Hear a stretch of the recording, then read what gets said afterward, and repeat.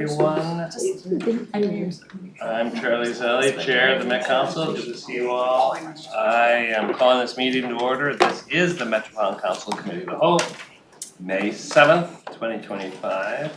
And as been our tradition, we have started our meeting with the Dakota Land, Water, and People Acknowledgement. In this meeting, it will be read by District B represented by Councilmember Tyrone Hart.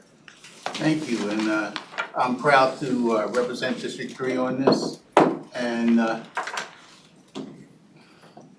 I'd like to say that the Metropolitan Council acknowledges that the land we currently call Minnesota, and specifically the 7-county region, is the ancestral homeland of the Dakota Oyate, who are present and active contributors to our thriving region.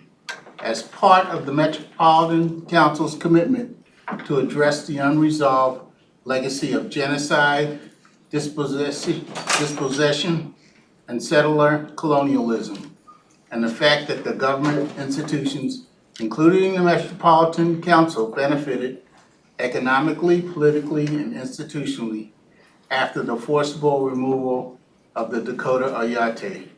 The Metropolitan Council is dedicated to instilling land, water, and people commitments in regional policy. These commitments support the Dakota Oyate, the 11 federally recognized tribes in Minnesota, Ho-Chunk Nation, and the American Indian communities, representing over 150 diverse tribal nations that call the 7-county region home. Thank you.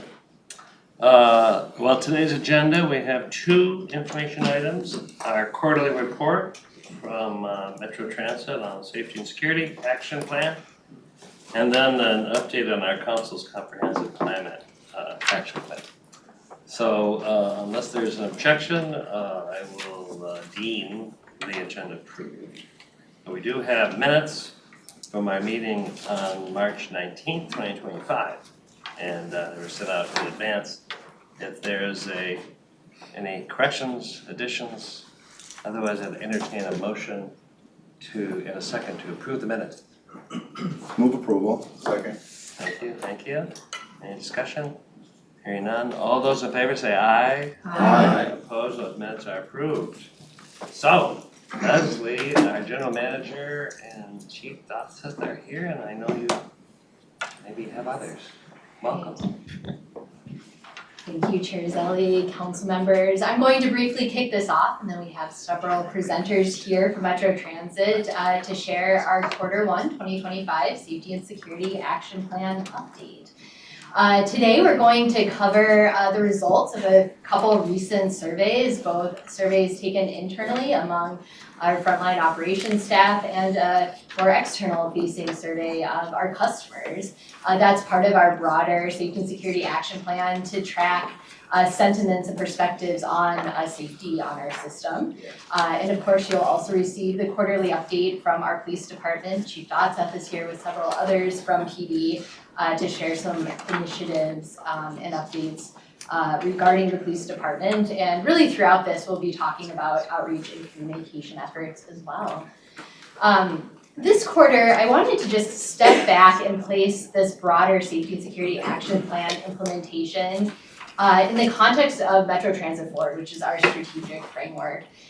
Public safety is so central and so important to what we do, and it's part of a broader body of work right now to really recognize that this is a pivotal moment for transit. Last year we developed Metro Transit Forward based on employee feedback as well as community feedback, and really defined our mission as connecting people, strengthening communities, and improving lives.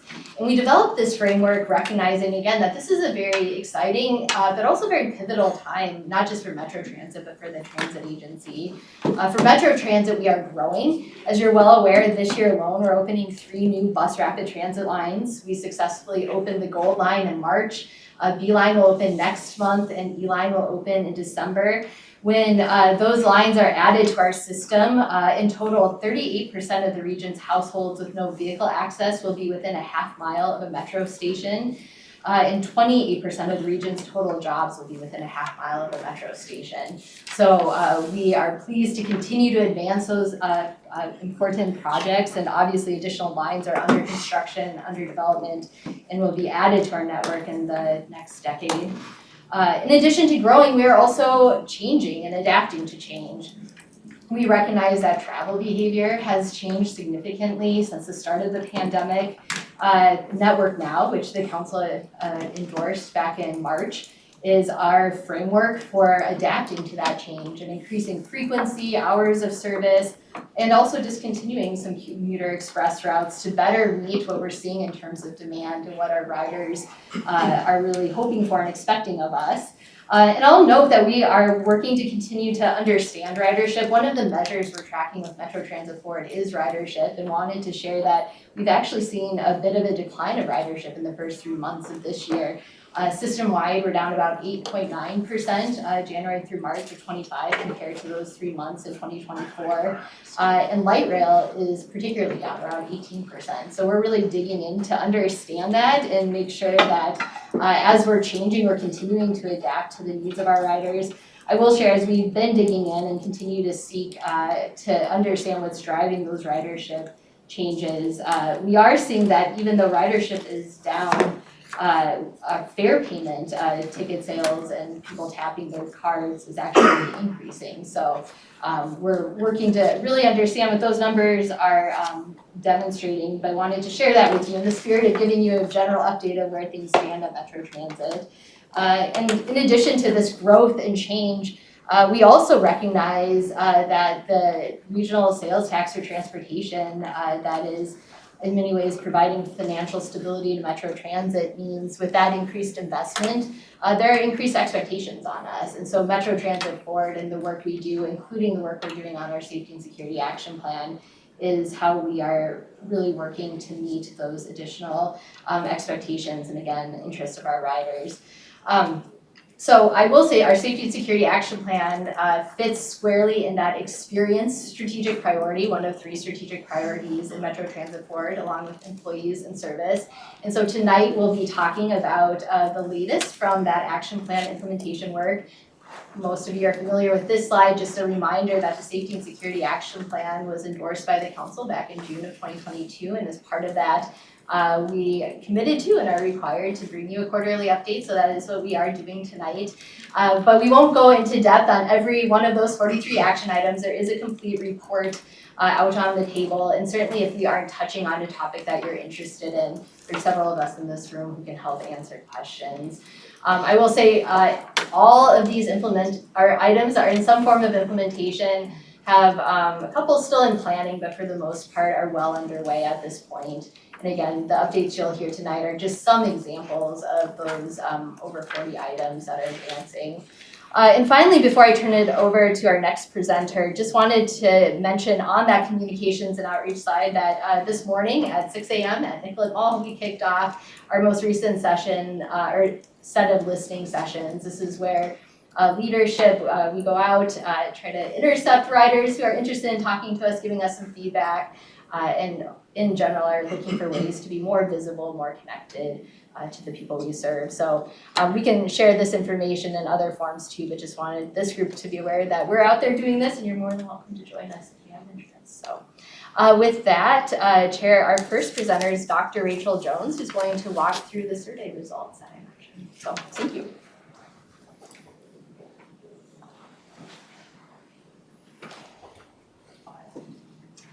Hello, everyone. Is this on? You're good. Okay.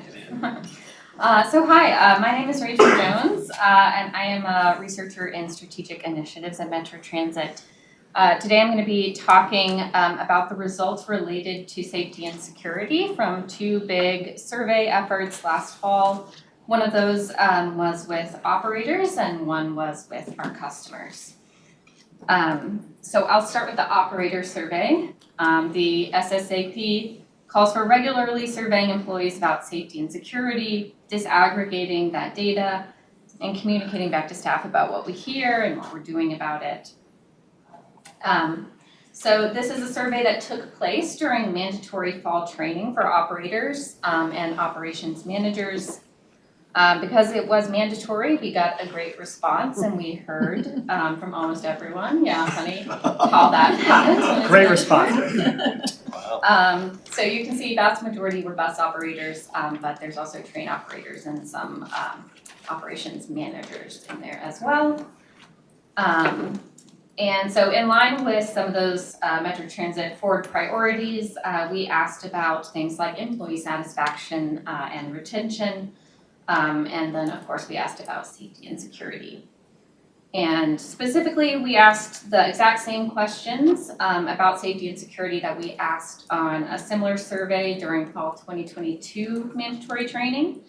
And that's important because that allows us to track changes over time in what our employees are experiencing. Am I in charge of? Yes. Okay, well, last time somebody changed it for me, I didn't know where it was coming. All right, so these are the key takeaways from the results of each of those topic areas.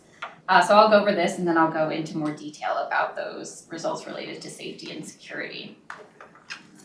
Nearly 75% of operators told us that they do enjoy their jobs, and 60% would actually recommend being an operator to their family and friends. And this may be higher than some of the past estimates we've seen, for example, in the Met Council Culture Survey, where we certainly I know big efforts, but we don't hear from everyone because it's not mandatory. And at some other agencies as well, reporting similar surveys with some lower results. So that was encouraging to see. As far as safety and security, of course, that's still a top concern, but there are some improvements, which I'll get into. And then as far as retention, some key takeaways here were things like pay, benefits, job security, were some of those factors that operators wanted to stick around in their jobs for, so they were retained operators. Whereas things like hostile interactions with riders and other safety and security issues really took their toll on operators. And then also we found, particularly looking at new operators, a top issue for them was work hours and scheduling. So those are some factors. About the retention, but I'll get into the safety and security results. So here we asked how often operators are experiencing some situations, and we're asking how often that happens. So from never to almost every day, they could tell us. Here, when I'm saying frequently, I'm talking about situations that are happening often or almost every day. And so here, 32% of operators said they frequently experienced harassment or verbal assaults. In 2022, that number was 41%, so that is an improvement. So the rate there decreased to 9%. Then we asked how often they felt unsafe while operating a vehicle. We heard 23% of them saying they frequently felt unsafe doing so. In 2022, that number was 32%, so again, we are seeing an improvement there, and that decreased 9% as well. And then finally, we asked how often they felt unsafe while on a layover or making relief. 16% said they frequently felt unsafe there. In 2022, 24% did. So again, we're seeing an improvement. Those rates decreased to 8%. Mr. Chair, do you want to step up? Sure, do you mind, we have questions along as you Sure, go? that's Yeah, fine. go ahead. Thank you, Mr. Chair. What is the industry standard for the goal of these numbers? So I'm glad they're going in the right direction. With improved is good, but they, if any of us, I think, had these statistics in our day jobs, if we weren't a driver, Sure, yeah. that would be a problem. I don't know how long I'd stick around. So what, is there most industries have standards for some of these things whereby people should be safe, secure, and all the thing, a certain percentage of time in their workplace. Do we know what our goal is when we will go, rather than up or down or improve or decrease, Sure. you know? I don't think that we have an exact goal number-wise. I mean, that's a good point. We could definitely come up with one. To my knowledge, I don't think in the SSAT there is one.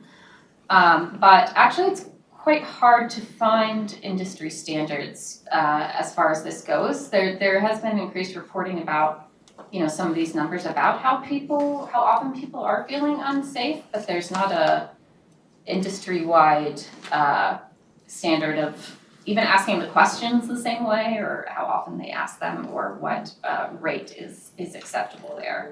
Mr. Chair, I would only say that, you know, maybe we should start asking that question around the industry and with APTA or whatever. And I think it's always really important to have a good grounding in what we or industry standards or peers or other similar sectors have for those types of goals, because tracking numbers is super important, and I'm super grateful for this. This is good. And yet, if we don't know where we're going and what, you know, how we're measuring, and maybe you do deeper in, and this is a higher level presentation, but I just think it's something that, you know, others would agree that we could look into. Is 20% okay or 5% okay? I don't know. But as a human being, when you look at those numbers, it's still, you know, they're struggling, I would say. Yeah, absolutely. Yes, no, that's a good point, and yeah, it's hard to say like, oh, sure, 1/5 of people don't feel safe, that's acceptable, you know, but what should that really be? It's a good point. Councilmember Morales. Do we also use like the geographical data, what routes they're driving in, the people that are having these specific complaints, to see if it's a certain area certain routes where they have more harassment, or certain stops when they're doing their layovers where they experience more issues? Because if we're not using the information from the surveys and the routes that they cover on a daily basis, we're just gathering their information for internal purposes. But if we use that information with what routes that they're covering, do that with Metro Transit to Police Department to see where they can cover more to try and decrease these numbers would be extremely beneficial. Yes, I agree. I'll say from a data collection standpoint, part of the issue there is, you know, we are hesitant to ask about identifying information from people, and this would, in order to get that information, we'd have to ask them, or either be able to get their employee ID, track it to their survey responses, track it to which routes they're driving and whatnot, and so that really complicates things on that end. I'll say we have more opportunities for that for customers, and some of our recent work partnering with Transit app and Rate My Ride is helping us pinpoint that geographic location specifically. It's also like, when do you ask up? I wish we could do that for operators, like, hey, when you know, feel unsafe at a stop, press this button, or something like that, and that information would be great to have. That would require a lot of work to actually get that to happen, but no, I do think that's a good point. And I guess where customers feel unsafe is probably related to where operators, you know, feel unsafe, but not one-to-one. So yes, I certainly take your point, and it would just, the reason some of that's not happening is privacy concerns or, you know, technological concerns. Yeah, Councilmember Carter. Yeah, my question similar to Councilmember Johnson. So my question would be, I know that there are national averages, because whenever you collect data like that, there's usually someone on a national level that's compiling that data to get you know, further insight. And so my question would be, as far as the experiences of harassment and feeling unsafe, are there national averages for that somewhere? Or, you know, do we seek federal transportation safety, or, you know, who do we go to try to find out what those national averages are? Yeah, so there are some TCRP reports, What is that? which is, I don't know, I think it's Transit or Transportation Cooperative Research Program, associated with TRB or APTA, and they have published reports about how safety, because this has been a big topic recently, obviously, and operators and whatnot.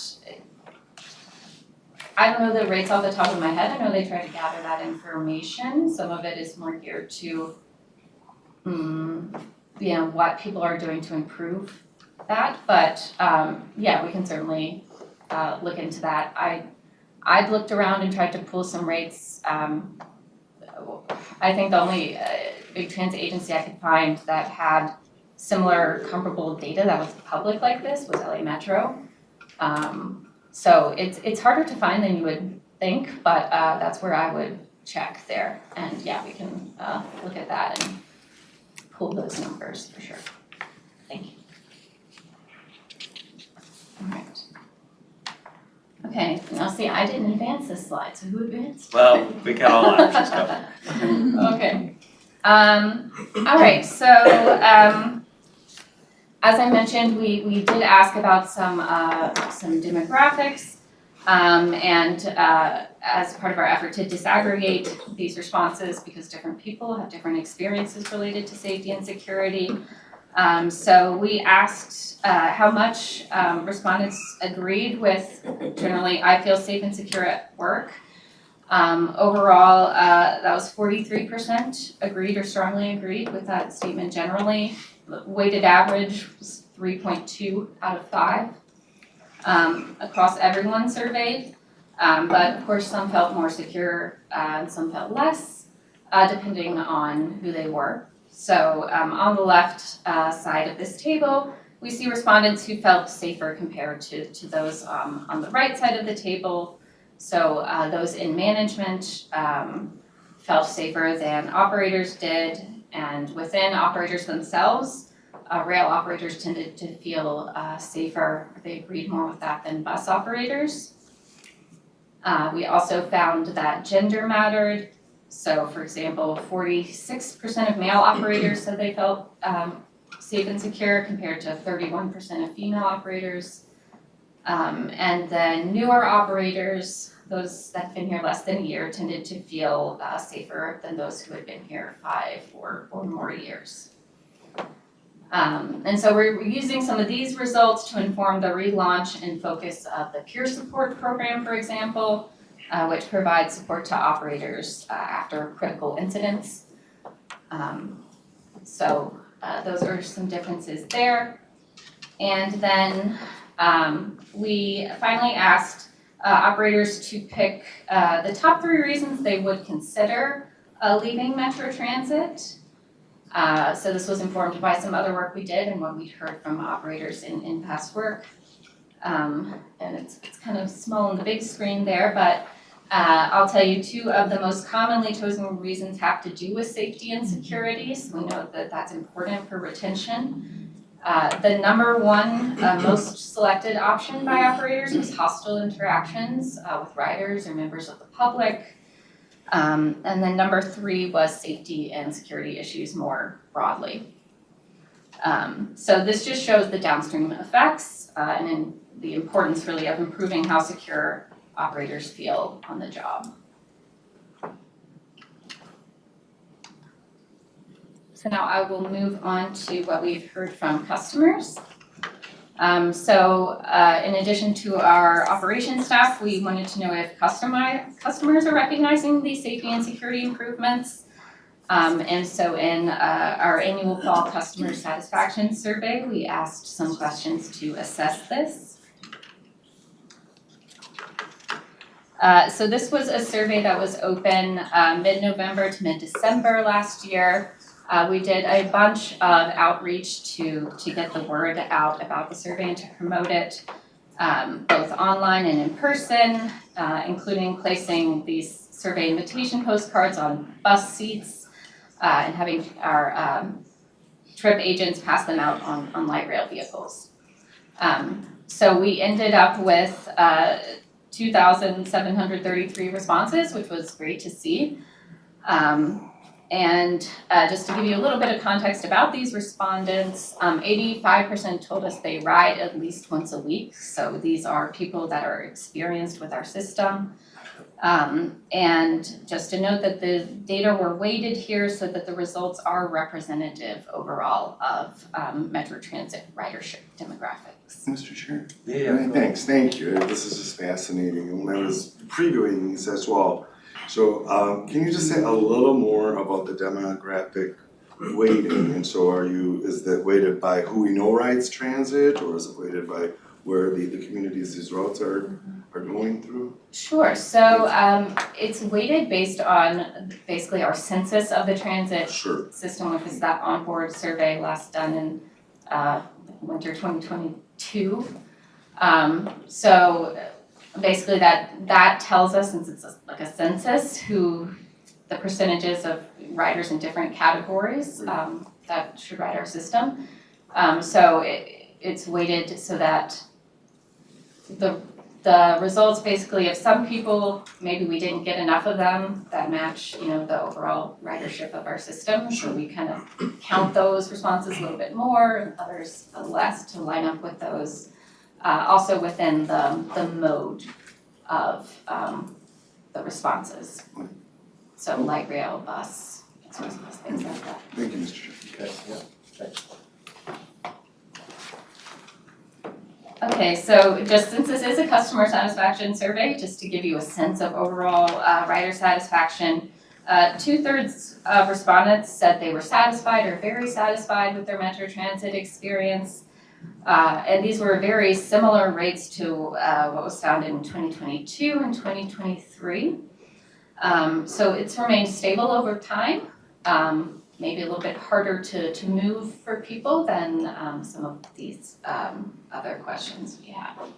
Mr. Chair, another quick question. Yeah. Do we have pre-COVID information? Because I mean, from 22 to Yeah. 24, we're bringing back service and changing routes and things like that. But, to really understand pre-COVID and kind of, some of the Sure. social ills that are, kind of blossoming right now in the last 5 years, do we know what the satisfaction rates were back then? So I don't know the exact number, but I'll say yes, we saw a significant decrease during the period of the pandemic. So it goes high, from your perspective, high, dip, and then it's kind of been stable since then.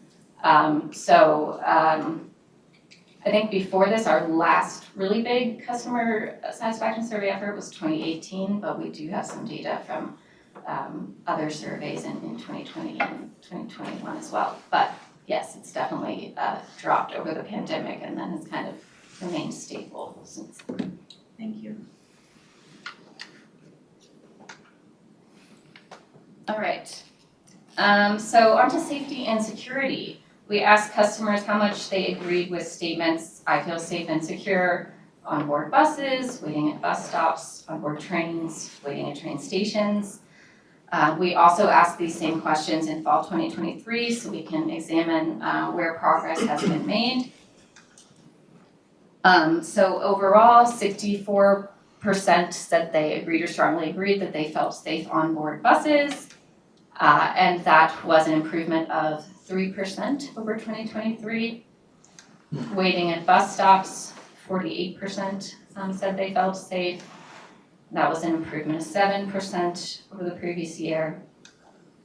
On board trains, 41%, improvement of 8%. And then waiting at train stations, 36%, improvement of 7%. So overall, more riders are feeling safe in all of these situations compared to 2023. Obviously, we can see here on board buses is the only place, 2/3, at least over half, said they felt safe. So certainly there's more work to be done, but it is good to see that overall more people are feeling safe in those situations than the year before. Go ahead. Sure, Mr. Chair, member, do you survey students? I know my daughter gets on the bus at Hennepin and De La Salle, and there's a group there. and then I drive by a few others, so, and I will tell you, I think my daughter feels more safe than my wife, and I don't know why, but it seems like younger people are a little bit more attuned to it. Do we survey them at all? Yes, we do. I'm trying to think if we asked about student status on this one. I think we did, not 100% sure on that. But I know at least we certainly have age.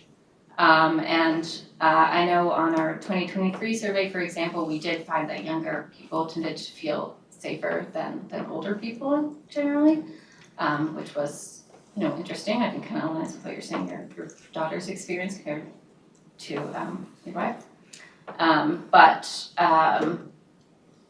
Yeah, I mean, we could pull that information and look more into it. Mr. Chair. Yeah. And just briefly back to Councilmember Morales' point earlier about which routes, being that these are riders, we're able to gather route information. So again, if there are concentrations in some areas throughout the region that, we have a higher percentage of feeling safe and others where we're very low, because this obviously may be weighted, but I don't know if that took place. So, that kind of data I think would be good as well. And, I'm just gonna hazard a guess that, if you pulled a bunch of drivers and operators and police officers, we'd probably get a pretty clear picture of where our, lines are that are having the most trouble. For policymakers, this is super interesting, for sure, and thank you for your hard work.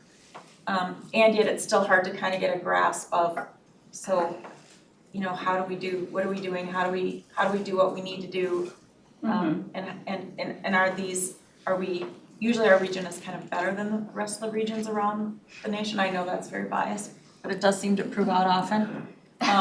So, again, just trying to figure how we compare and where are the hot spots, and certainly the safety plan's probably got stuff addressing that already, and maybe that's why we're seeing some of the improvement. Yes, so we have that in several different ways we could look at it actually. So we did ask the modes that they take and which mode they took most, so we can look at it that way. And I know express commuter routes tended to say the highest satisfaction, highest safety there. Bus and BRT about the same, pretty similar there, and then light rail is lowest. So we could do that, and we could break it down by specific routes. We would want enough people on each route to really be confident that those numbers are valid. But we also asked about people's home zip code. So we could look at that, yes, several different ways. And then again, with our Rate My Ride data that's getting people as they actively are riding, we could pinpoint that in several different ways. But yeah, agree. Yeah, we definitely want to use that to inform some of our other safety efforts.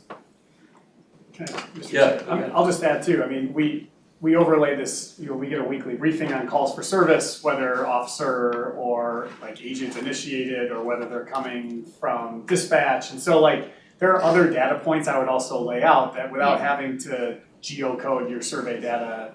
I mean, I think we do know geographically, generally, where we're seeing improvement, where we're seeing our biggest challenges, where supplemental security gets deployed, where in-house staff have spent their time, and I know Chief Dotson and I spend a lot of time together with the GM moving around to areas, and so I would just say there are some ways beyond the survey data that as we connect the dots, I think are important to this broader ecosystem as well.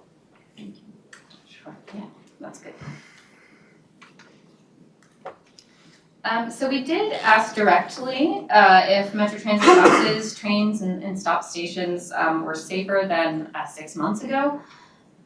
So you can see the responses there. So people could say they felt safer. So that would be the blue and the red on the left side of these bars. The same, which was yellow, or less safe, which is green and orange here. So in each case, over 40% said these were safer than 6 months ago. And you can see that a sizable chunk also said the same there. We do see that trains saw the most people recognizing improvement, where almost half were saying they were safer than 6 months ago. So that was good to see. We also know that's, one of our biggest areas of needed improvement. So this does show us that customers are feeling the effects of these efforts to improve safety. And then a few other safety related things. We asked if people knew how to report a problem both this year and in 2023, and 61% said they did, which was an improvement. That rate increased 9% from the year before.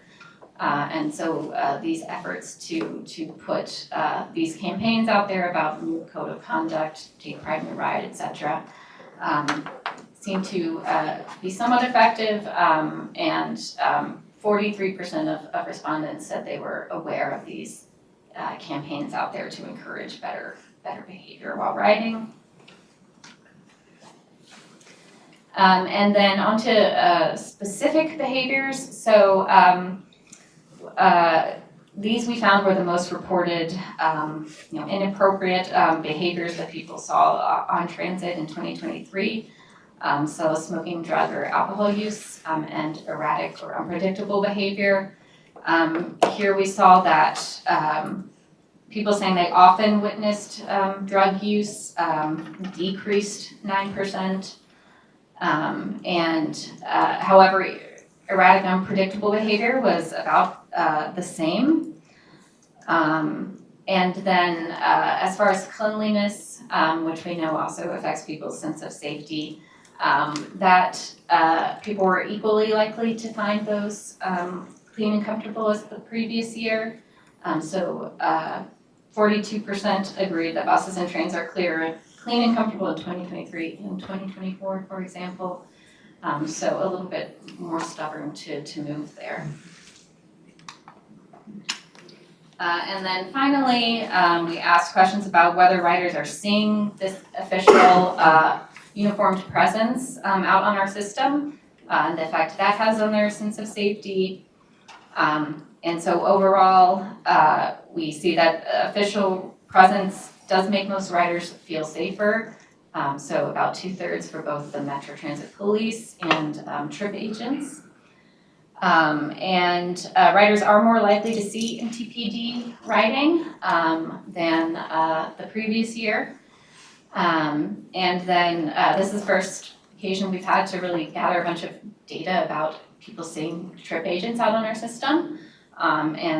Almost 70% of light rail riders said they saw them at least some of the time that they ride. So they seem to be getting out there and people are seeing them. So overall, customer feedback about the types of behavior that customers report is unpleasant, and the impact of physical presence has informed our policing strategies, which you will hear more about from Interim Chief Dotseth and Interim Captain Ahmed. So I will leave it Any there. other questions? Yeah. Really interesting, thank you. All right, thank you.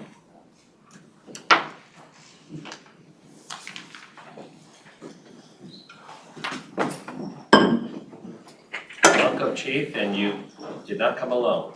Good afternoon, Chair, council members. I did bring some friends this afternoon, so.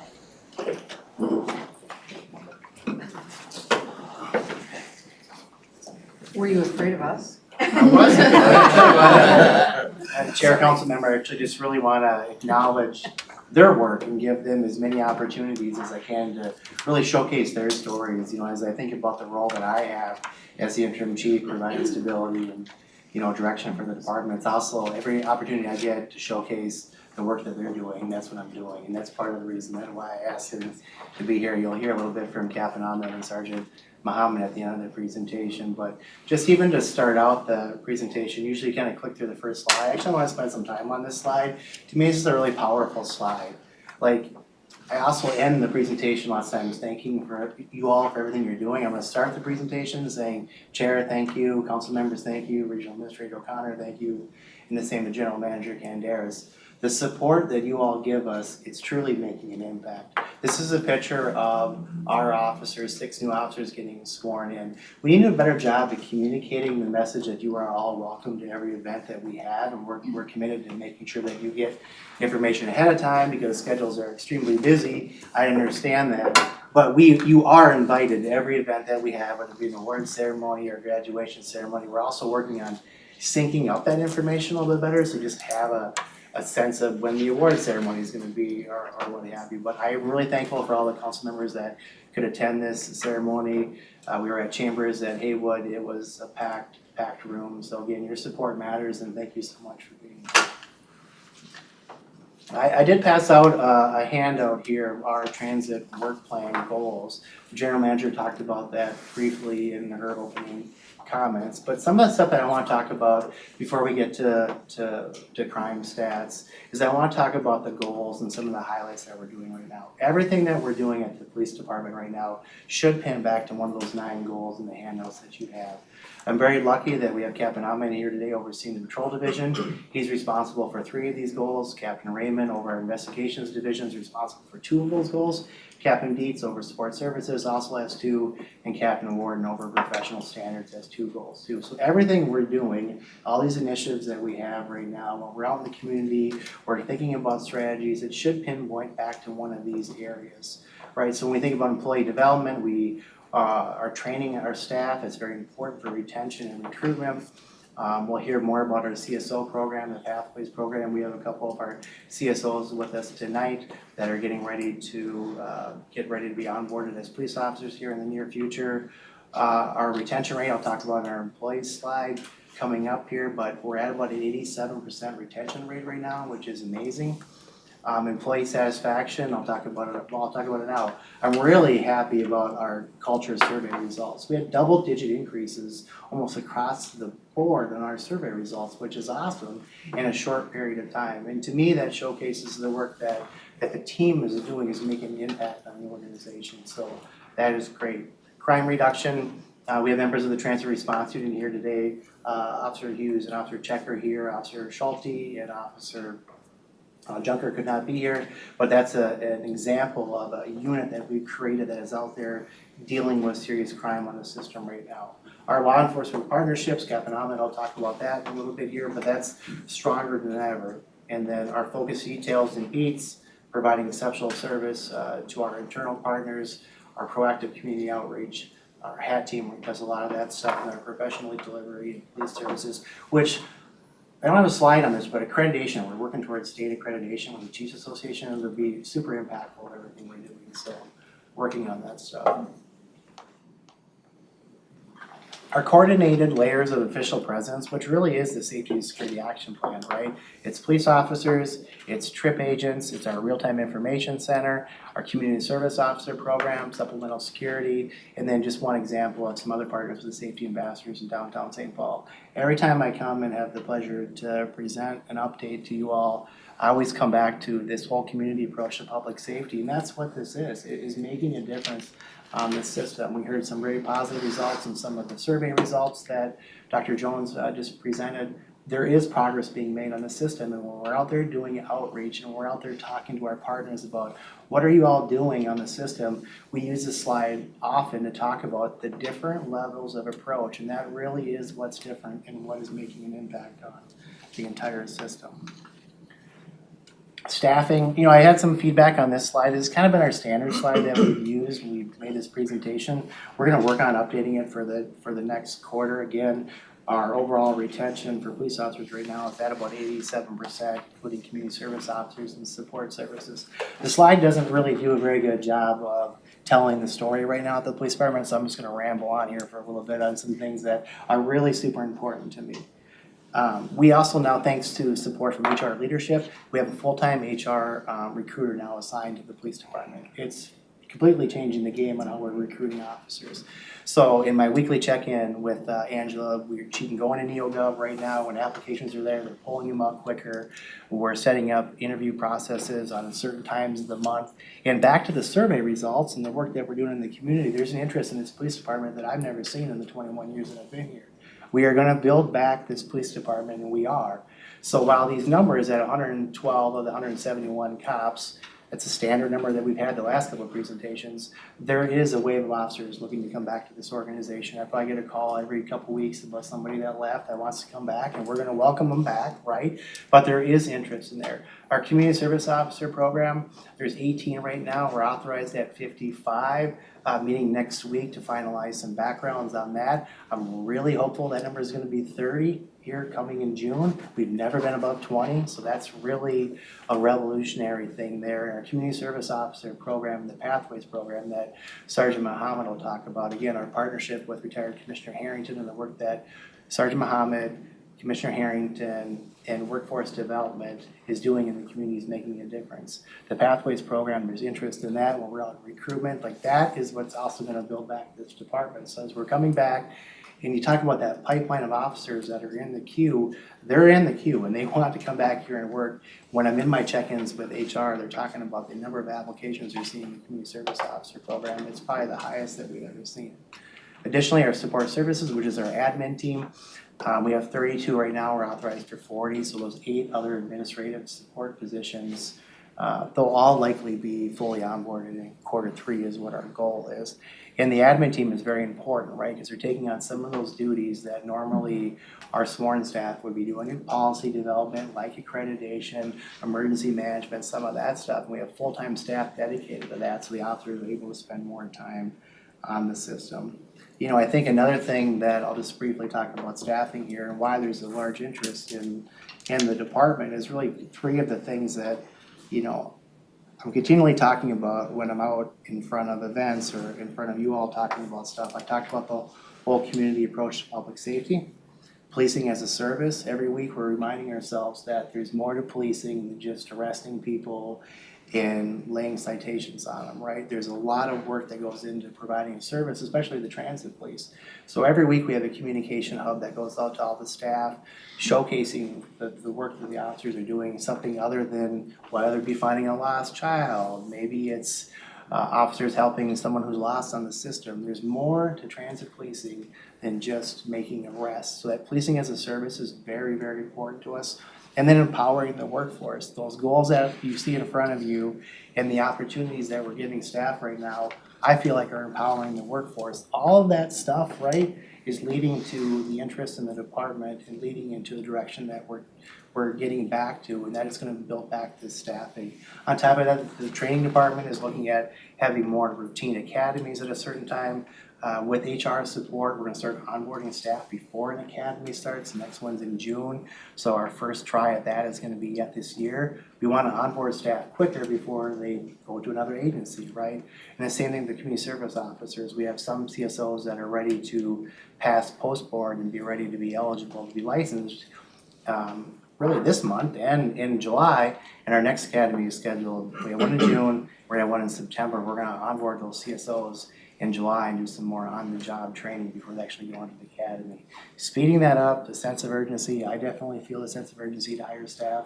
I understand that, I don't want to speak for Captain Ahmed, but he certainly needs more staff to be on the street as well. But we understand that, and there is a lot going on that into this slide here. Mr. Chair, a question. Yeah. Chief, thank you for this presentation, and thanks to everybody here. And you know, for some of us, we work during the day, or maybe it's just odd hours, so just really truly know we all do support you, and I wish I could be at every event. I will work harder to be there. And then, you know, to your point about kind of feeling, you know, the pressure in a good way, you know, get more people on board and we're trending in a positive direction. Are you all benchmarking, you know, as we bring on new routes and new lines and, you know, potentially, Southwest is coming in 2027. Do you guys have benchmarks for Q1, Q2, you know, for the next 5 years or so to match all of those capital assets that are coming online? And how are we doing, if we have benchmarks, how are we doing against that? Chair, Councilmember Johnson, great question. So we do have, can I go back to a staffing study? So part of one of our admin team, we have an analyst that we have actually a very scientific approach to staffing now. Our other models, there was a little science behind it, but probably not as much as there should be. So there are scientific models about what our staffing should look like. We're actually not that far off to what our numbers should be to where we're at right now, but you're exactly right. Every time that a line is added or we add additional service, we need to explore what that looks like. That is definitely in there. Benchmarking it to make sure that we're meeting the needs right now. Definitely need to work a little bit more with HR on that. That's one of the reasons, again, back to thanks to HR leadership, having full-time HR support for police hiring things is gonna help dramatically because when Angela and I are meeting, we're tracking all that stuff. So we're gonna have all kinds of data on that upcoming and we'll certainly share that with everyone. Awesome, Great thank you. question. Yeah, thank you.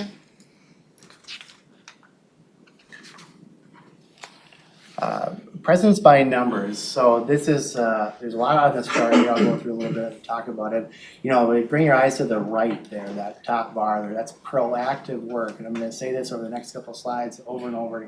Proactive work, proactive work, proactive work.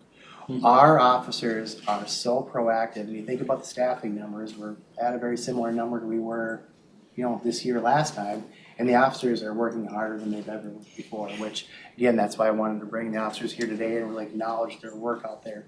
That proactive work, right, not just arresting people, having calls for service is skyrocketed. And it's up 55% to this time last year. Proactive policing numbers, that number at 1124, it'll make a little more sense on the next chart. But almost half of our crimes are due to us driving that number, our officers being on the system. And actually I'll talk a little bit on the next slide, start thinking about crimes versus offenses, right? So half of the work out there really is due to the proactive policing stuff.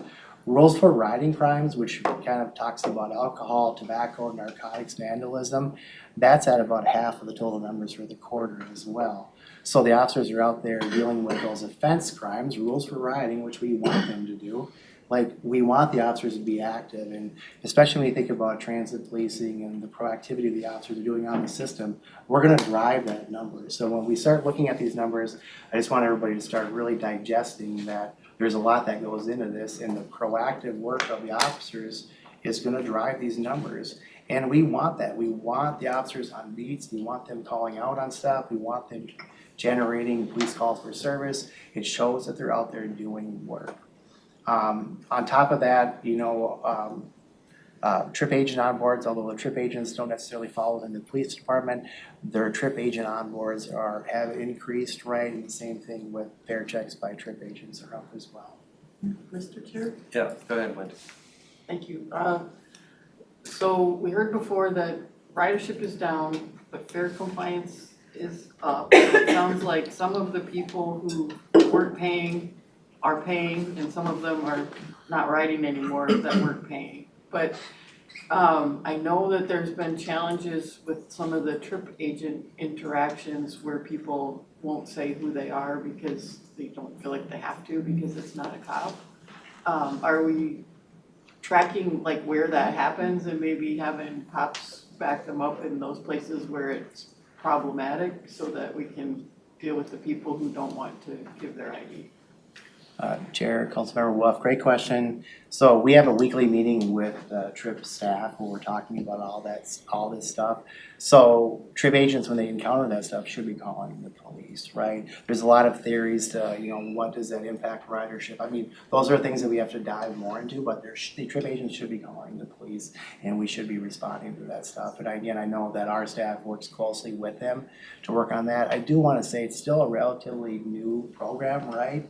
And so the more collaboration that we have with TRIP staff, I think the better. So there's probably some things that we need to work on, but like there should be that interaction where they're calling the police as soon as they're not identifying themselves. Thank you. This slide here has the total reported crime numbers on there, and this is kind of where I want us to start thinking about offenses versus crime. When we see Q1 numbers there and you're drawn to the 2273 and you see the bar chart that's up there, I mean, just a couple things to think about. Of that 2273, 462 of them were smoking offenses. 420 of them were trespass offenses, and damage to property at 205 offenses. So out of that 273, 1,087 were those 3 offenses, right? And the next slide, we'll talk about serious crime, but on top of that 2273, the proactive number of the officers taking initiative was at 1,128.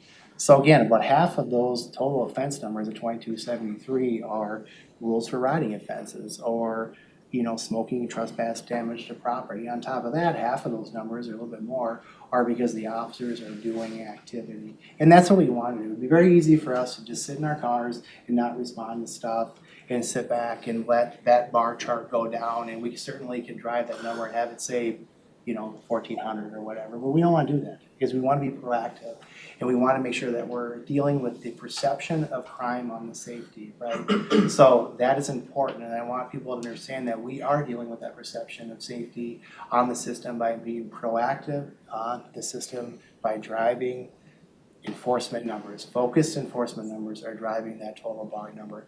The 2273 number is still lower than numbers in 2023, right?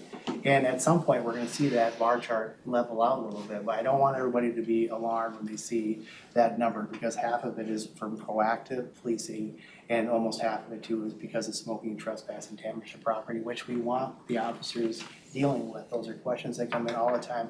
We want them out on the system dealing with those things. And starting to think about this slide as offenses versus crime. When we think about crime, right, the top 7 crimes, which is the old Part 1 crimes, or what we sometimes call Group A crimes, those numbers are very consistent, right? Yes, we'd like to see those numbers dramatically decrease, but with everything that's happening in the region, again, whatever happens inside of wherever transit goes is going to wind up on transit, right? So all of the stuff that's happening in the region is going to happen on the system. But that bar chart there, it's remaining very even from previous quarters, and still down from 2023. And these top 7 crimes, there's a list of them up there, but they are the serious crimes, right?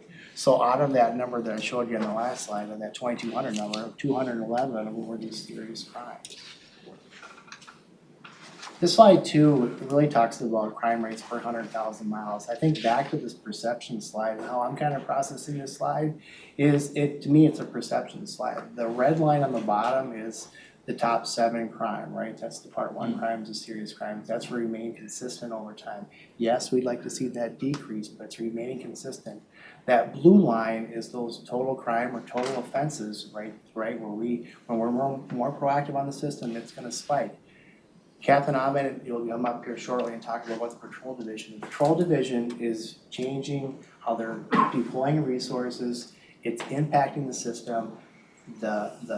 Those serious crimes were going down from January into where we're at now, and that's where you're seeing that dip. So we really control, based upon how we're dictating our resources, that blue line. And where I want to focus on, obviously that's a perception thing, right? We want people to understand we're dealing with smoking crimes, trespass crimes, but the bottom line on this chart has remained consistent over time.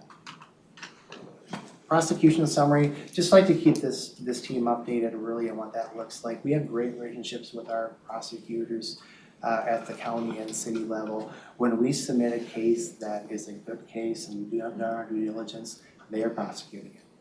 And so I know when we did the last update, we did a year-end total. This is just Q1. You'll see that really again when we do a final year-end summary, but they are prosecuting cases. And we're getting convictions, which is what this says. I think that's back to another message too. It's like, while people are committing these crimes, smoking crimes, or whether it be trespassing on the system, we're holding them accountable. Our staff is holding people accountable. Our investigations team is doing a great job. They're pushing things through. They're getting convictions. They're getting good cases. Our patrol officers are writing good reports. Like, we're getting convictions. Mr. Chair, just one quick on that. Yes. How much of a backlog do you have in the courts? Because you've got, 700 and some that are waiting. And then you've got about 800 that were convicted, and again, just under 100 dismissed. So, the longer view, I suppose, at the end of the year would give us a different idea of but is there a backlog in the courts right now too that's, we're just waiting Is that normal? Is there any changes that's happened coming out of COVID with that? Chair, Councilmember Johnson, great question. It's Q1 data, so it's gonna take time for some of these cases to get through. But I mean, there is a backlog a little bit. I don't know what that exact number is, but again, if we do our due part and we get cases through, and as we get through each quarter, we should get a better example of what it is. If I went back and looked at what the Q4 or summary was last time, that's probably a better synopsis. But it does take time to get through. It takes time for stuff to get through quarters. But I'll follow up for an exact backlog, but I'm not hearing a major backlog.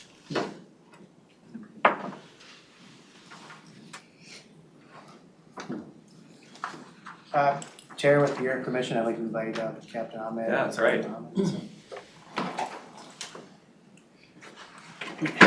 Thank you. Just a couple of updating things that we have going on, and I'll turn it over to Captain Ahmed and Sergeant Mohammed to talk about some of the initiatives that they're leading. But our next academy, I talked about it briefly, is planned for, I think it's June 23rd. Our goal at each academy this year has been 10. Our last academy, we had 6, right? That's still what our goal is, as we're getting the pipeline of CSOs through. That's still gonna be our goal. Actually, our goal for 2026 is gonna be increased on that, but like, that's our next planned event. The CSO Pathways program, I think next Monday we have our first open house on that. There's a huge amount of interest in that. So again, building that pipeline of officers coming into the system, that continues. Our partnerships in the area, you're gonna hear more about this initiative, the Safe and Strong University Avenue Work Group. I'm so proud of this work group, and thanks to Captain Ahmed and his team for leading that initiative. It's really a different approach to what we're doing across the system, and I think it's gonna work much like when we had Gold Line work group and we extended with that. We were just actually out in Washington County yesterday meeting with the Sheriff's Office talking about how Gold Line is going, how all that stuff is going, but these work groups and these partnership groups are really important. Real quickly on Safe and Strong University Avenue, and again, we'll hear more about that. It's such a collaborative effort between us, St. Paul Police Department, the Ramsey County Sheriff's Office, the Ramsey County Attorney's Office, St. Paul City Attorney's Office, Office of Neighborhood Safety, Ramsey County. I'm probably forgetting somebody else. Public Health, correct. And we've had a couple great meetings. We have a smaller work group. We've had a larger work group meeting. We have weekly or bi-weekly work groups coming up. But think quickly about that. It's not just enforcement, right? Back to policing as a service. So you have your focus enforcement that's out there. And then we have our HAT team along with Ramsey County Public Health, their alternative response unit, providing services, right? So back to holding people accountable. Yes, we need to hold people accountable on these focus enforcement details. But if they're not going to wind up in the criminal justice system where they truly need services, guess what we're gonna do?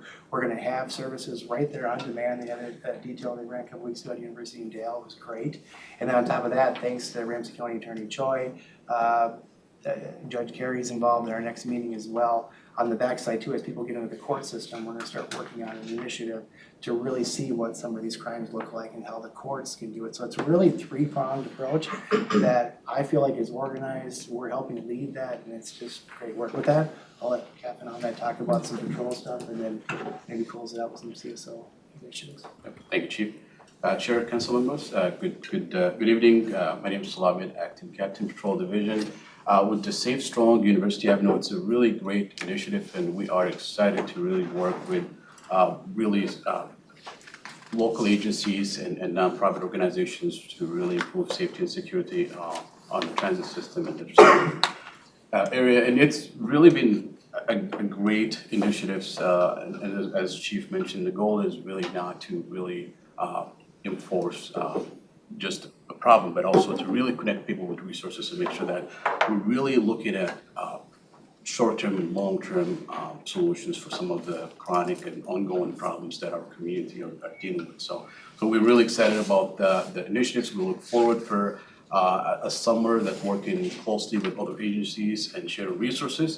So we're happy to be part of this initiative. And as we are expanding our system, really reaching out and working closely to build a strong partnership with other cities and local enforcement partnership, connecting with different cities in Washington County, and also working with a lot of other cities with the Green Line extension to really kind of like really start that great partnership, look for training opportunities and connection, and make sure that when we have this line opened up, is that we are connected and we are really working together as a team.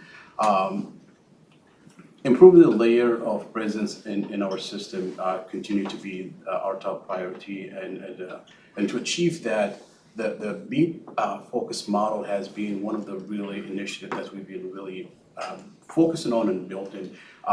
In addition to the current beat model we currently have this summer, or in June, we're looking at adding the Dale Rondo beat model.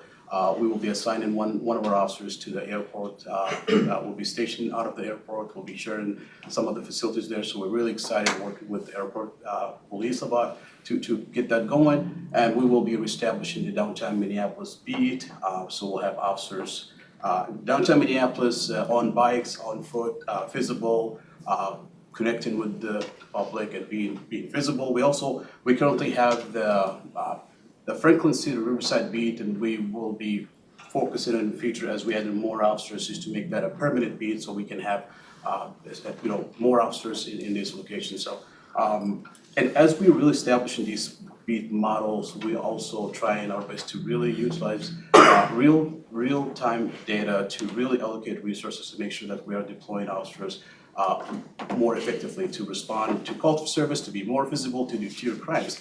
And we conduct daily focused enforcement details during the AM rush hour and BM rush hours, so our officers are really focusing on really kind of like being along the line and in a really locations where we want them to be more visible.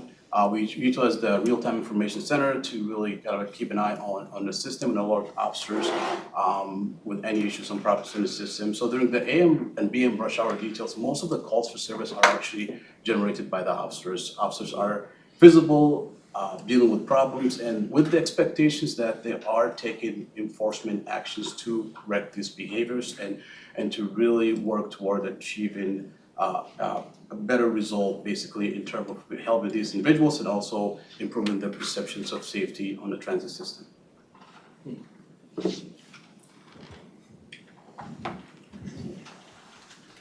Hello everyone, Chair and council members. Sergeant Kate Mohammed, I'm currently in charge of our community service officers and leading for the recruitment for the police department. As Chief mentioned, on Monday we'll have our next cohort 3's open house for our CSO Pathways program. I think so far it's been really successful. It just really shows different avenues that people can get into the police department and into our CSO program. We have our traditional CSO program and our CSO pathways, and even within the pathways there are different routes. We are targeting or starting to recruit younger folks from right out of high school and also older, I should say seasoned folks as well, who are wanting to make a career change. So in whatever avenue that they choose to join the police department, we are offering those special programs within the CSO program. And as I mentioned the last time I was in this the committee of the whole, the intention is to really guide them and mentor them and assist them in growing in their career, help them along with their schooling. We just had an opportunity to work with and contract with Hennepin Technical College and ensure that they are not only going to school and they're successful in their schooling, that they are able to graduate on time and pass their post-certification. And eventually go into our law enforcement folks and hopefully work with Captain Ahmed and on patrol as well. So as long we have our cohort 3 starting soon, and already we are planning for cohort 4. We have been seeing a lot of interest in our CSO program, as Chief mentioned earlier. Applications are really rolling in, and we're trying to do interviews on a more consistent basis so we can get folks into the door quicker. And of course, training them in, not only on our field training, but we have a lot of office work for them to train in on, getting them enrolled and registered in school. And like I said, being successful in that as well. And that remains a priority for our CSOs. I have 2 CSOs behind me here who are going to be post-eligible soon, and of course into the ranks and in the academy hopefully by the end of the summer. That's exciting. Right. Chair, council members, let's wrap us up here, but I'd like to thank Sergeant Mohammed for all the work that you're doing. You also led a one-day women's academy recently that was great, got some great media attention. Thanks for doing that. And then our CSOs too, as they get ready to take the next chapter, they're doing amazing work. Captain Ahmed and his team with, we saw the proactive numbers, that really is because you're working your team, so thank you. And then the true team back here too, like they are out there on the system every day making an impact. They're not just enforcing stuff, being visible through everywhere in the entire metro, right? They might spend one day over here in the Green Line. I know they've been helping a lot out on Franklin Avenue on some of the issues in Minneapolis. So, thanks to the true team and for what they're doing. So, Great, great. We have time for a few questions. Councilmember Bento. Thanks, Mr. Chair. I want to say thank you for the presence on the gold line. Of course, on the 2 days of introducing the gold line, but since then I have noticed both vehicles as well as staff, members of the teams on that line, and I just really appreciate it a lot. It's big, excuse me, big addition to the it's a big addition to the transit network and the demands, but you guys are stepping in, and I think I can speak for Gail also. Might have to have Gail speak for you. I'm sorry. No, we had a meeting at Woodbury a week and a half ago or so, and they commented on the partnership and especially when you open a line, you get only one time to do it right the first time it's open. And so having the staff, having the presence, having the partnerships, having the communication has been really positive, so.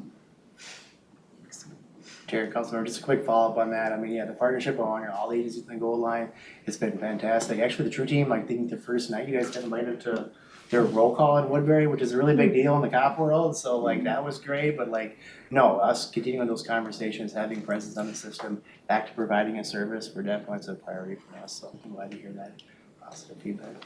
Mr. Chair, if I could just add one more thing. Although I don't live in Woodbury, I've spent a lot of time and a fair amount of money there.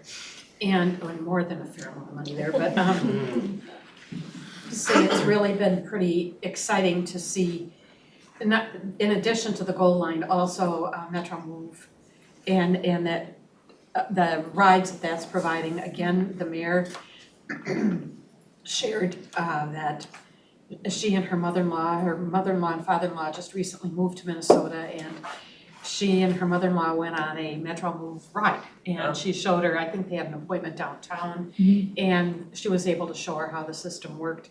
They took the Metro Move to the gold line and then took the gold line downtown. So if you need a walking advertisement for the gold line, call Mayor Ambert. She's just a champion of it. So just I know that others who spend a fair amount of time in Woodbury who may not live there are gonna be wanting that same level of service. So the pressure's on us with network now to get to 2027 and be as robust as we can be.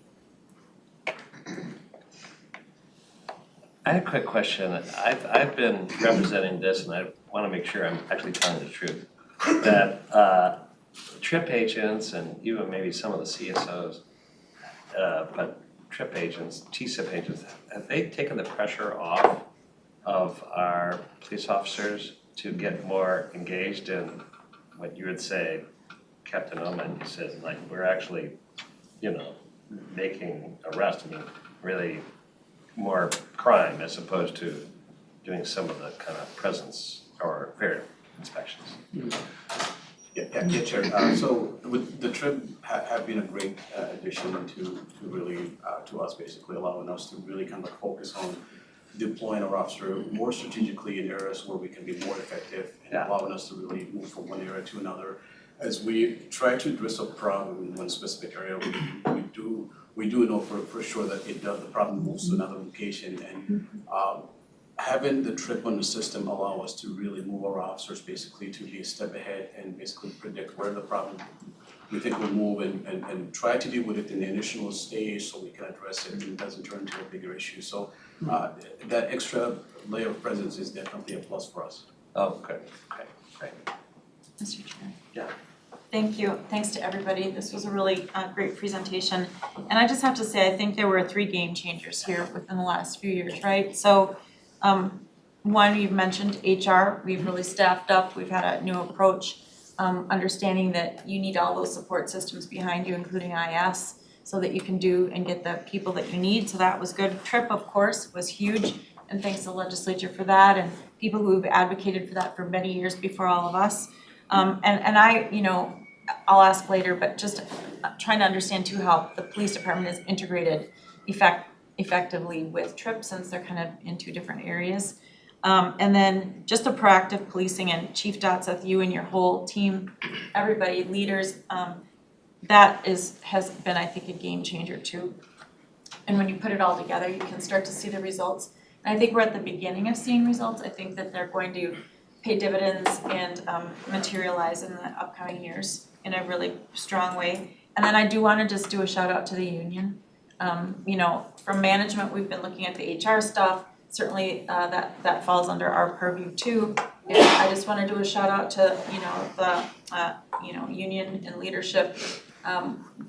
We know that we need each other to be successful in this, and so I think it's our commitment on management to continue to work on that relationship, so everybody beyond the surveys and all that actually get recognized in the way they should, and especially in a really competitive market still for police officers. So I just want to put that out there and thank everybody. All right, well, thank you so much, Chief, Captain, Sergeant.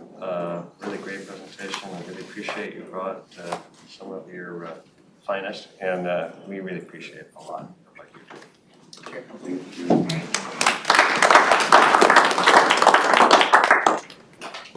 So now we're shifting to our climate action plan, our comprehensive climate action plan, and it's Jillian and Peter, if you're here.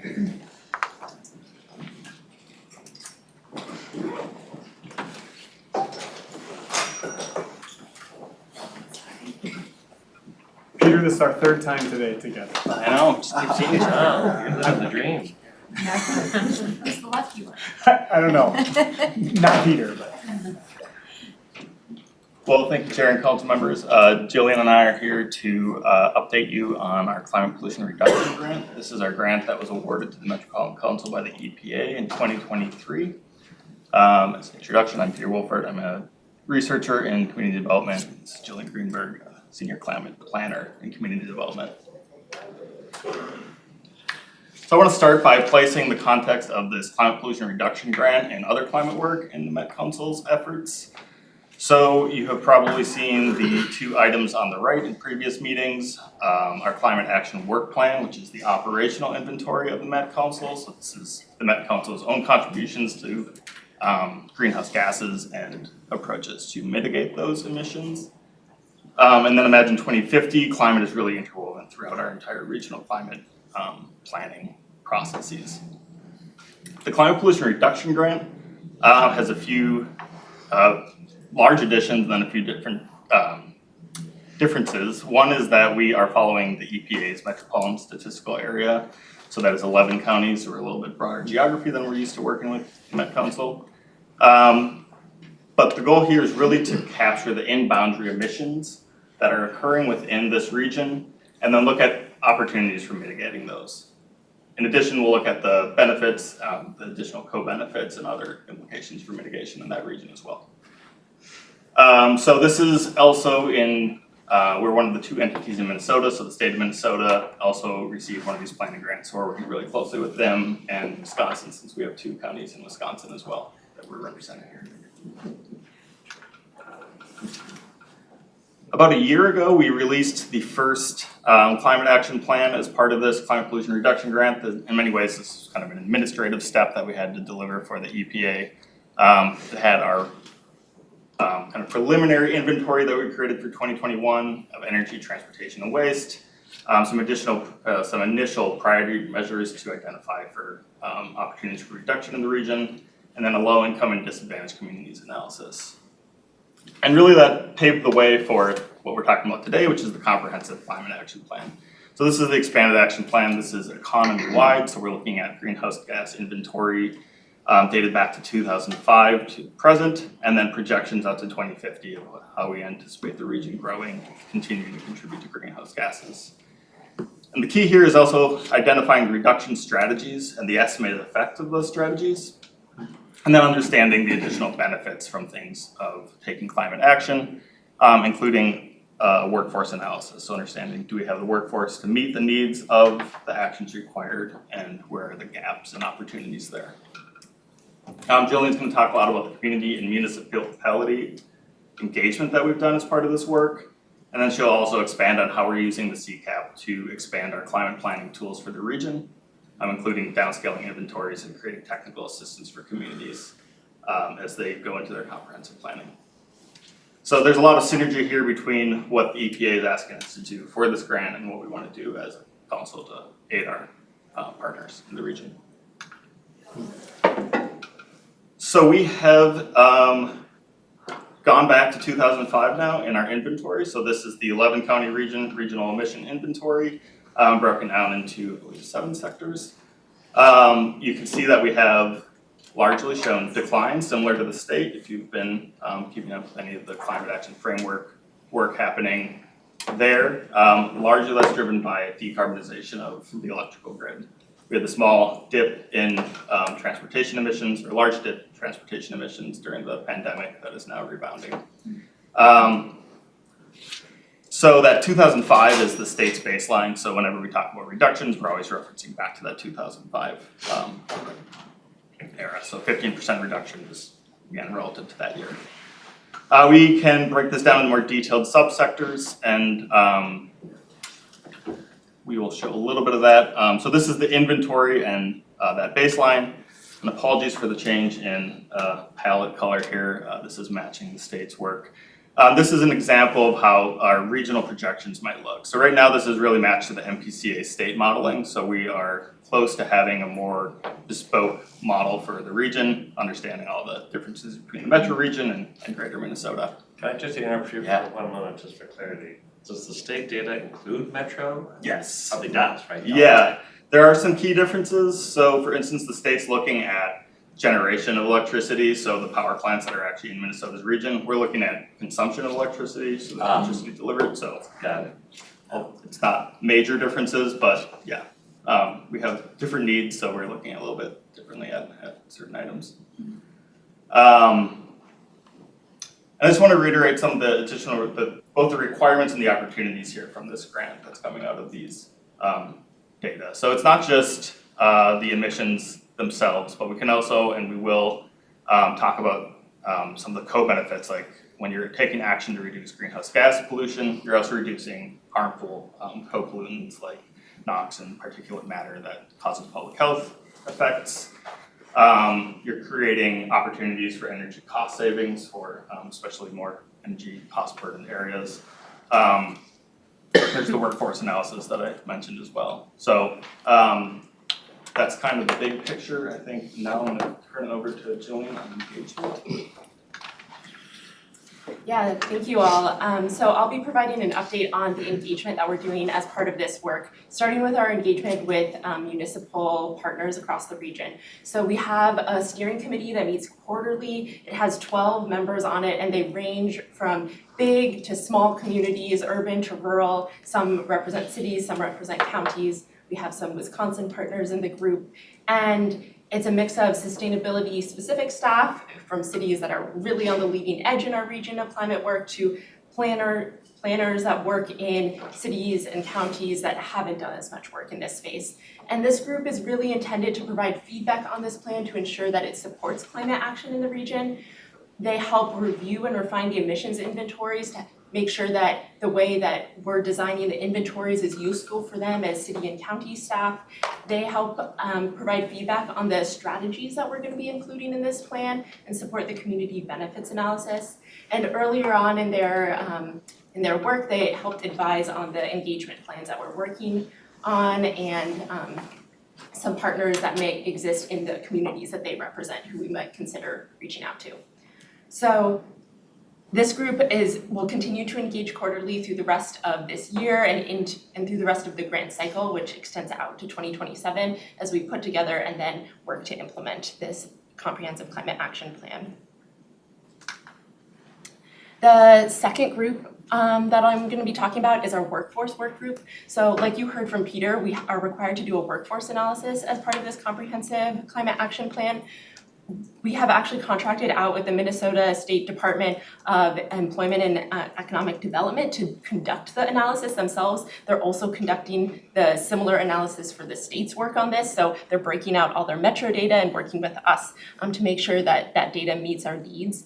But it still felt like there was an opportunity here to connect that analysis work with folks working on the ground from local governments, from nonprofit organizations and workforce and the clean economy, from labor organizations and private sector businesses who work in this space, to really ground the analysis in the experience of people who work in this every day. So we just had our first meeting with that group in April. It was a really interesting conversation. It's not a space that we're necessarily working in often, and so it's really helpful to connect the analysis that's happening at DEED with people that we're connecting with this work for the first time.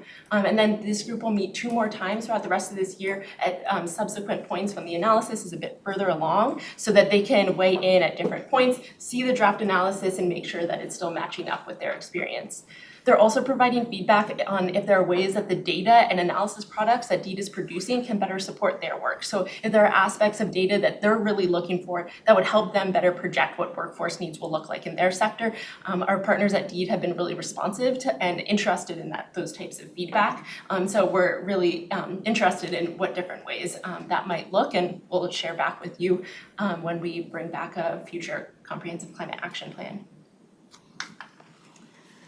And then finally, we're doing a lot of community engagement as part of this project. So we've adapted a model that council members saw with the Young Leaders Collaboration and the Community Leaders Collaboration that were both done in the engagement efforts for Imagine 2050. And we've taken that model and applied it to climate. And so the model has us working with organizations. We contracted with 8 organizations as part of this work, and they each recruit 10 to 15 members of their network to attend 10 hours of workshops. And these workshops really are more extended and allow us to get more in depth, thinking about what climate action looks like in our communities, what climate actions and impacts could look like. So if we take this action, is it gonna have positive impacts? Are there unintended negative impacts that we should be thinking about in advance as we think about what strategies we're putting in this plan? And each of the groups then identifies and develops a final project with their findings. So you see on the bottom picture on this slide, this is a group from the Park Plaza Manufactured Home Cooperative after they presented to the Fridley Environmental Quality and Energy Commission last month. And we have some other groups that are presenting to policymakers, like our group with 4-H is presenting to county extension committees in the coming months. And we also have groups that chose to present to peers. They're really more interested in engaging peers in their work. So the Karen organization of Minnesota, that group was all youth, and they presented to peers in their youth program about what they'd learned. We saw similar work come out of the Islamic Center of Minnesota, where those youth presented to their Sunday school peers just the other week. And so there's a lot of different iterations of this work, and it's been really exciting to see how different groups have adapted it to what they think is really important for their communities. We're now getting towards the end of our workshop cycle, so we're moving into a phase where we're analyzing a lot of workshop content and feedback, and we'll be putting together summaries of that analysis and the ways that it'll be impacting, what strategies we include in the plan and which ones we suggest as priorities. So more to come on that as we work towards the analysis and then creating the comprehensive climate action plan over the coming months. So there are a lot of ways that this work connects to the work that we're doing to support Imagine 2050 and the 2050 comprehensive plan cycle. We recognize that putting together a climate action plan to submit to the EPA is useful in some ways, but we don't want to make all of this work just for a plan that sits on a shelf. And there's a lot of ways that this data work and engagement work is also providing value to the technical assistance tools that we're creating for communities as we go into this comprehensive planning cycle. So as Peter mentioned before, the inventory is a big component of this work. The data team led by Peter is scaling down all of the regional emissions information so that it shows up in city and county inventories. So when a city is now required by state statute to include an inventory in their plan, they'll be able to go to a Met Council tool, find an inventory already prepared for them and include it in their plan. The inventory really identifies the problems, and then they have to identify some solutions, and that's where the strategy planning tool comes in. That's a tool that exists now and is being updated with all this data that the data team is working on to project out the impacts of different strategies.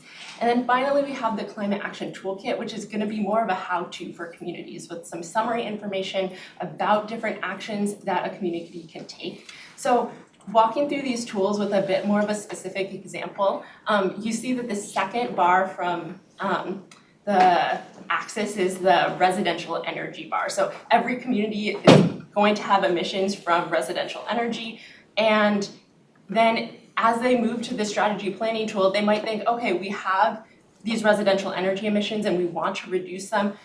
They may pick that they want to choose a strategy like improving the energy efficiency of homes in their region. So that's the level that they'll be able to select an option in the strategy planning tool. It'll show how much of an emissions reduction they'll get from improving the energy efficiency of homes. But if you're a community that hasn't done a lot of climate planning before, there's still a gap between improving energy efficiency and what the actual action that you might start taking as a city government. And so that's where the toolkit is going to come in. It's going to provide a bit more detail through actions, for example, like working with organizations to provide free home energy audits to residents. So we'll provide a summary of what home energy audits are and how a community might approach creating that program, an example from the community, and we'll also weave in engagement data that we've heard. So an example here is that we heard from the Park Plaza Manufactured Home Cooperative workshop participants that they actually had a negative experience with an energy audit program that came into their community because they were given free energy audits and told about all of these problems with energy efficiency in their homes, and then the auditor left and they weren't provided any resources to address those problems, and it was actually a really disempowering experience for them. And so from hearing that story, we'll flag that if a community is thinking about taking this action, they should think about what additional resources they'll provide on the back end so that residents aren't just getting information that they can't do anything with. So there are ways that we're weaving both the data components of this work and the engagement work into all of these tools that'll be rolling out for cities over the course of this next year to support the comprehensive plan process. So this is just an overview of what our next few months look like. We have a lot of work we're excited to do, and so we'll be really focused on the technical assistance tools, developing them, testing them out, and then rolling them out throughout the summer and into the fall. To align with the local planning handbook and system statement work so that communities have tools when they start their comprehensive planning process. In the late summer, we'll be then moving into developing the draft of the comprehensive climate action plan, which we plan to bring back to you all for review in late September and for the council to release it for public comment. We'll have a public comment period, we'll incorporate council feedback as well, and then bring a final version of that comprehensive climate action plan back to a meeting in November for the council to authorize the Met Council to submit this plan to the EPA as part of this grant agreement. So with that, we're happy to answer questions or hear further comments or feedback about this work, and thank you all for your time today. Thank you both. Gail. And thank you, Mr. Chair. I have a lot of comments, or just questions and trying to weave all the threads together. So at the end of all of this, it's all gonna cost money. So who's funding it? So, and how does that roll into policy that we might want to create? And then if this is in our comp plans for the communities and they have a climate action plan, then they may not be able to meet it because there is no money. I mean, let's face it, you know, it just, what's gonna happen, you know, for residential energy and all of those things. So that's just a consideration, so I don't know the answer to that, but you know, do communities get dinged or whatever, how that all works, that kind of communication. And then the third thing is how much of this has been done by other communities that you're looking at? Or are you recreating the same thing that other people are doing, and is there an efficient way? You know, because lots of communities have done this, and so you're spending a lot of time doing something that other people have already done, that you can save yourself some time and energy to kind of, you know, use some of that information. So, and I have a lot of other things, but those are the three top ones. And it seems like, how are we gonna get to policy? Who's gonna fund it? And then, you know, we don't need to be recreating the wheel for a lot of these things. And then, anyway, I'll stop there. Important, big questions. Big questions, I had a lot of We don't little expect the questions. full answers, because I haven't. No, sent you some of them. I just wanted to lay them out.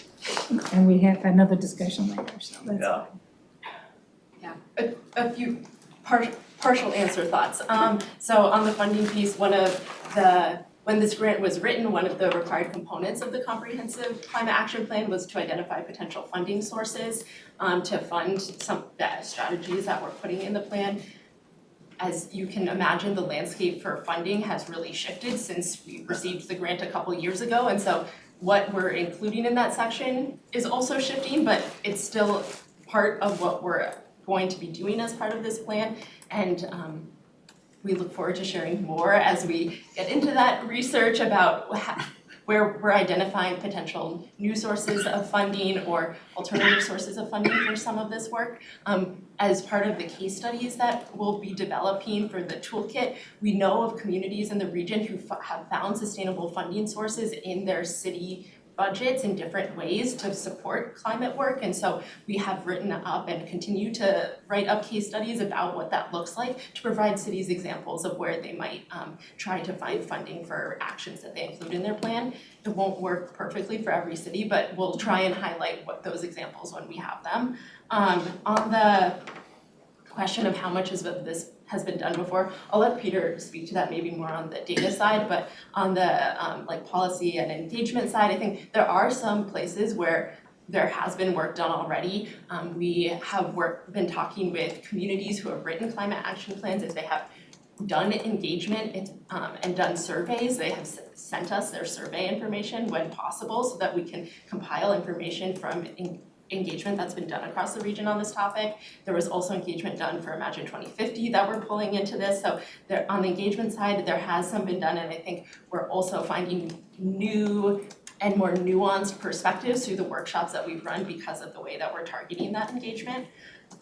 In the terms of the policy support, there definitely are a lot of resources out there, and we're looking at a lot of them as we develop our own. We know that Green Step City, for example, is a very robust program that already exists that many communities are part of and are working to figure out how we coordinate with them and also highlight for cities that when they take an action that we might suggest as one of the, or include as an action in our toolkit, how that might also support them in their work in Green Step Cities. And we're in contact with staff, so there's lots of ways that we're trying to coordinate, try to build off what's already there while also providing tools that the communities that we've been talking to through the Climate Action Planning Summit and other venues have expressed that they need as part of supporting this planning work. Thank you. And I'll just add that we are certainly in contact with the other entities that are creating inventories, and there's a lot of peer learning. We're talking to the MPCA data staff, the regional indicators people, and I think we're sharing some innovative ideas back with them too. So yeah, there's a lot of work there. We are now trying to reinvent the wheel as much as possible. Did you have a comment? Yeah, sure, just one other piece too, I mean, on the tangible side, I think sometimes, I mean, communities are gonna struggle on the cost side of some of this for sure, and I think we've all felt and heard that in different ways. But then there's things like the state passed the greenhouse gas emissions law in transportation that now sits as law, and whether communities like it or not, they have to mitigate projects going forward, and it's these inventories here, and there's tools at MnDOT, which I would imagine are, you know, being tracked very closely here as we're doing this work together, where the mitigation strategies cross over into our area. And so I think on the funding side, the one piece I try to remember is I think it's gonna be pretty diffuse and it's gonna take a long time to kind of funnel into the way we do work. But that's the one that's most tangible to me right now because it's like at the actual moment of implementation now of what does it mean, what does it look like? And kind of the answer is projects have a different cost to them to mitigate than if they don't have to be mitigated. And now it's having to be accounted for at the project delivery side. But it's not our money. Well, and kind of related, you're coordinating a lot with the state climate action plan. I mean, and I'm kind of thinking we're living in kind of parallel universes a little bit with some kind of crossover on the edges. Is that kind of a good way to describe? There might be even more than just a little Yeah. bit on the Really? edges. Okay, good. Well, I was hoping, I sit in on their climate action plan and I'm like, okay, so where are our work? But it's embedded in that, okay. We're coordinating pretty closely and we have staff sitting on all of their interagency teams and reporting back. Okay. So on the natural and working lands team, we have someone from the environmental resilient services communities. division and so forth. So we're trying as much as we can to coordinate and build off each other in this process. Okay, great, John, I know that's. Mr. Chair, members, you know, I see a lot of connections for both for us and the communities around the workforce group. And so DEED currently, and I'm working with Latino Chamber, is funding what they call the Drive for Five. So they're focused on the 5 industries of trades, hospitality, healthcare, technology, and I don't know what the other one is. But they put the resources out there, and so we receive a grant. So we're looking at hospitality and construction is where we have some bigger numbers, and looking more specifically of how we look at like trades. Do we, and it's not just the carpenter, but do they have the tools? Do they have the training? And having a subject here where kind of fresh would really help us. And I think that the way you structured it and working with some of the other groups there, I think there's a lot of potential for that, a new area for workforce that we can expand, and that it's, you know, instead of the kind of the traditional. So I think there's a lot of opportunity here. Agreed. Councilmember Pimento. Thank you, Mr. Chair. I'm curious as to how much of the decisions being made in Washington are weighing down on your work. I'm in particular disappointed and frankly disgusted with the repeat attempt to get rid of the Energy Star program. It makes no sense to me at all. And I mean, frankly, it more than pays for itself in terms of the benefit to taxpayers and in the reduction of greenhouse gases. So I guess my question is there a point at which it's going to be really difficult for communities to overcome what's coming out of Washington? And that's not a fair question, but you don't have to answer it. Ryan wants to take this. You wanna phone a friend on this? We can just say this grant still exists. Yeah. We're still being funded. We're receiving reimbursement for payment right now. And there are potentially a lot of other ways that action coming out of Washington will impact whether we can implement actions and where funding support might exist and plenty down the line. And my question doesn't deal so much with the grant itself, but more overall, as a region and as a state, and frankly as a nation, we're trying to get 2, 3, 4, 5 steps forward. Meanwhile, we've got somebody tripping us up pretty much every way they can when it comes to a whole lot of improvement on a myriad of issues, not the least of which is our climate. So, and you won't have to listen to me ask this kind of question much longer. Mr. Chair and Councilor, it's a meaningful question. There's a lot of uncertainty right now in a lot of industries and specifically local government and here. And so I'm answering this question many times every week on different iterations. And I think there's multiple levels. I mean, what you're talking about is not specific to a program or a funding stream. It's more broadly like tone, tenor, directional. And I will just say from the parochial view of trying to like manage our in-house stuff, where Jillian went at first is kind of where we often start is, have the funding streams to do our work changed here? Does that have implications on staff, programmatic movement going forward, et cetera? And to your answer is the one that we've seen, which is there was for a moment a question with this particular funding stream, but the money continues to flow. That's true of all of our current funding streams with federal ties to it, and I just like to repeat that, because I think if we don't have weeks at a time, it's good for the council to hear. And we check on it every Tuesday at 8:30, and we go through the list again, and or 8, sorry, I'll be on time next time. Tuesday at 8, every week, and we sit down and we go through the full list. And so it's good to keep checking in on it, I appreciate the question, and on the broader pieces, some of that is just, we're gonna keep managing the work that we can, that you're seeing here, because it matters not just today, but hopefully 5 and 10 years from now too. Would it, Mr. Chair, would it be possible, before the end of May at either a committee of the whole or a full council meeting to have a presentation about the impact of the proposed federal cuts to the whole myriad of concerns that we have as a council? One of the challenges, and we could and should, but much of it is a moving target. Right. And maybe there's worries about what could happen, but hasn't happened. Can I add one thing on the timeline? Yeah. It's hard right now because we have like a presidential budget, which for how many years now presidential budgets are, Take a while.